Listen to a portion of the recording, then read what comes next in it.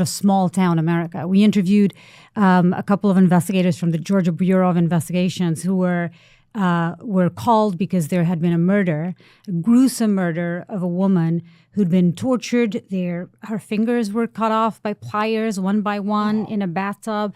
She was basically killed while still conscious and alive with a chainsaw. And this is because her cartel boss, she was a drug runner, and her boss, who was in prison, by the way, all ordered through prison on a cell phone. He was giving the orders on a cell phone live, and he believed that she had stolen some drugs. Turns out it was not the case. But this was in small town Georgia, like the last place you'd expect to see this kind of violence. But it's starting to come here as well. So they use, and I have seen this throughout my reporting, in whether we're talking about sort of smaller sheriff offices to border patrol, corruption is actually here. And it's a big tool that they use to be able to continue their operations. And then go ahead. Yeah, no, well, corruption, I mean, I think we're at a space now where to most people it feels like everything seems very corrupt, right? Are we allowing this drug trafficking? Are we allowing these cartels to work in our country? I think we're just combating it the wrong way. The war on drugs has been a massive failure. I mean, billions of dollars spent for no returns. I mean, we're seeing where it's getting worse and worse. I think last year was the first year where the numbers didn't go up, but it's been going progressively up. I mean, in the last, I think, since 2000, 1 million people have died from the opiate crisis. Yeah. You know, so I just don't think we are doing what we're supposed to be doing. We're not doing the right thing. We're not using the right tools to combat drug trafficking.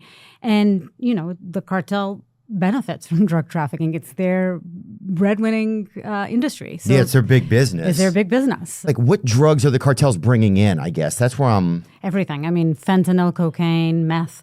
But also, I think one of the biggest misunderstandings and was learning for me reporting on this was that a lot of these cartel operators are actually American born, American raised, don't even speak Spanish. One of the main guys that we featured in our episode is a guy goes by the name of El Gringo. He was born in the United States, doesn't speak a word of Spanish, and he's sort of a wholesale distributor for the cartel. And he realized he could do it. He could distribute the drugs really well. He was really good with logistics. And you know how he distributes the drugs? They come in through Border Patrol. It's usually always, or 90% of the time, is official ports of entry. So it's not going... Sneaking through the woods or something, or tying it to like exactly. Deer and having them run over the border or whatever. Right, or little kids with backpacks. That happens as well, but most of it is official ports of entry. And then once it gets to the big cities and then gets distributed by guys like this, who also operate of small town America, he's using actually commercial planes. Where he puts the drugs inside suitcases and has people like strippers, usually women that are more unassuming, and a lot of times strippers is what he told us. Wow. And you'd never think that, right? I was thinking trucks or vans full of drugs, or the white vans full of drugs or something. No, it's actually in planes. A lot of times, he says he uses Delta as his favorite airline. Delta is a great airline, I will say that. But I didn't know. The skies were that friendly, you know? I mean, it could get hella friendly if somebody's shipping Molly up there, I feel like.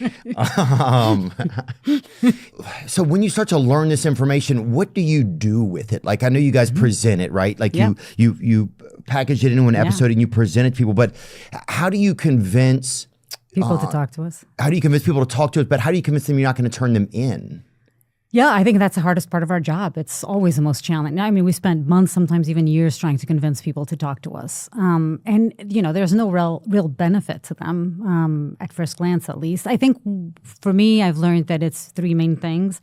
It's ego. People like to boast. You know, if you're the best counterfeiter in the world, or the best guy at making fentanyl or smuggling guns or drugs, whatever it is, the best scammer, sometimes your family doesn't even know what you do. We give them an opportunity with a mask and distorted voice to really brag about what they love. I mean, I have spoken to people, I'll never forget, we did an interview for season 1, actually, which was with a Peruvian guy who makes these $100 bills and 50s that look exactly like the real thing. They're fake, but they're exactly like the real thing. And he'd spend days and days, or nights, because during the day he was actually a taxi driver, nights and nights, just perfecting the little creases and he used a certain powder that he was able to perfect, like everything so that it would taste, it would look, I don't think people are putting it in your mouth, but so that it would